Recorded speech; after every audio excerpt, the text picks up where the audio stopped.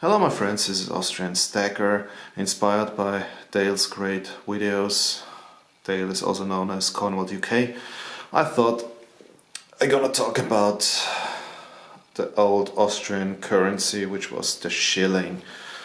I kept some shilling banknotes and I'm still collecting shilling silver coins because simply I received my first few salaries in this currency, and yeah, it's childhood memories. This was my first contact with money, and it reminds me of a time when our money still had a value and our money still was backed by precious metals before we got into this catastrophe called Eurozone.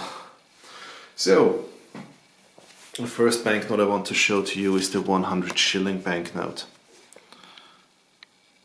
What you can see, the person on this banknote is Eugen Böhm von Bawerk.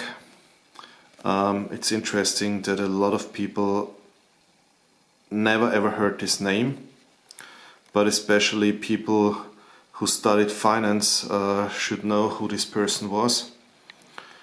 Because in finance you have two capital theories.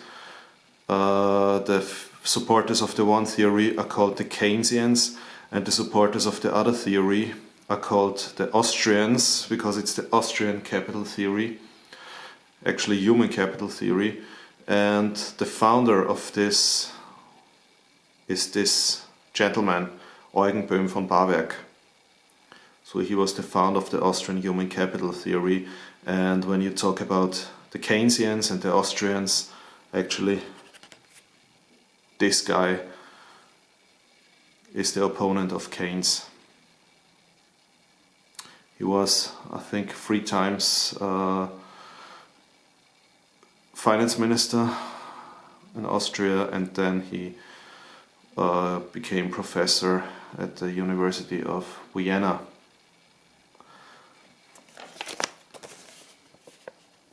And on this side you can see the Academy of Sciences. It's a beautiful building in Vienna. This was the 100 shilling banknote that was in use when I grew up and when I was a kid. And those are my first salary. I got paid in this banknotes.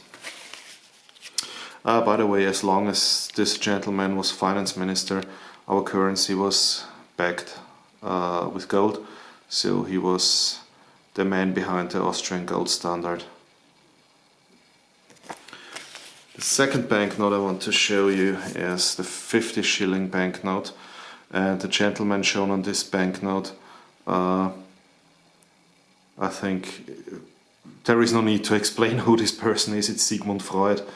It's the founder of psychoanalysis. So I think there is no need to talk about this gentleman.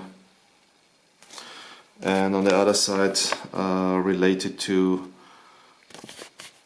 Sigmund Freud, you have the Josephinum. The Josephinum was part of the Medical University of Vienna, and until today there is an institute of the University of Vienna located in this building, the Josephinum.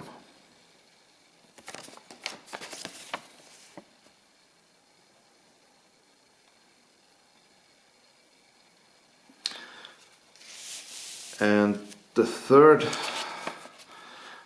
banknote I want to show is the 20 shilling banknote. The person you can see on the 20 shilling banknote is Moritz M. Daffinger. Moritz Daffinger was a famous painter. He was famous for the miniatures he painted, and he painted a lot of countesses, so he got famous for this. And one of the most famous paintings is the portrait of the Countess Ferdinandine Caroy, which he painted around 1840.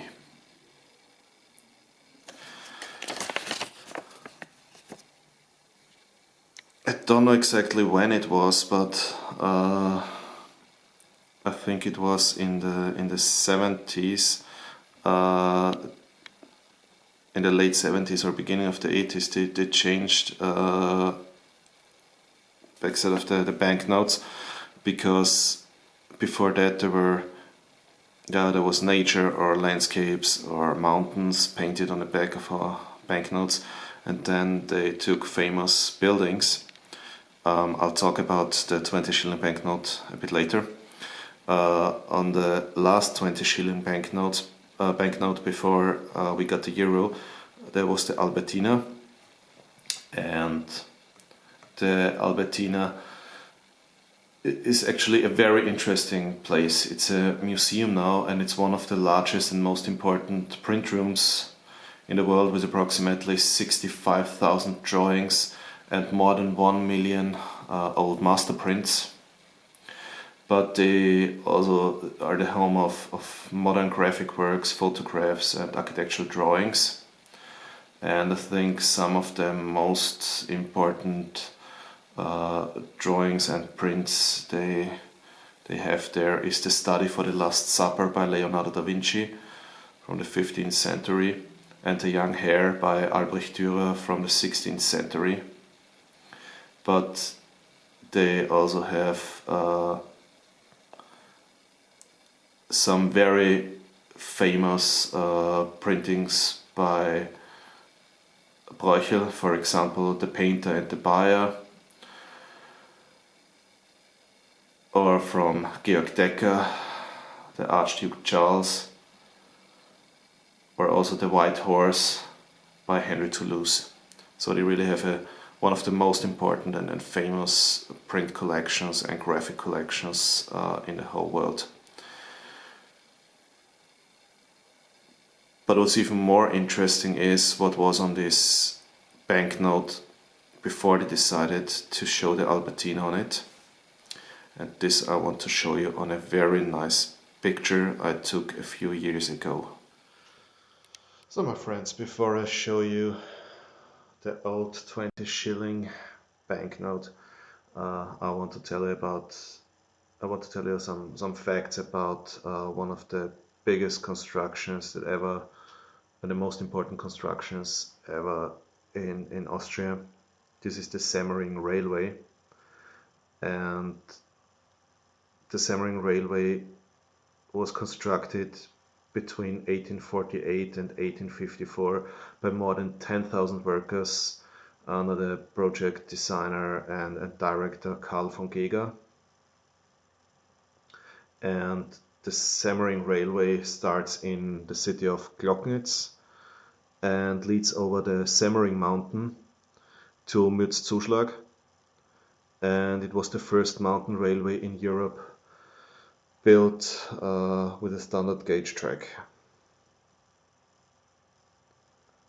And it's commonly referred in literature and history books as the world's first true mountain railway, given the very difficult terrain and the considerable altitude difference that was mastered during its construction.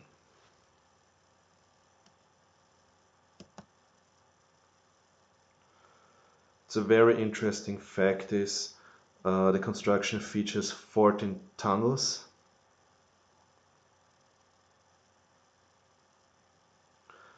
and 16 viaducts,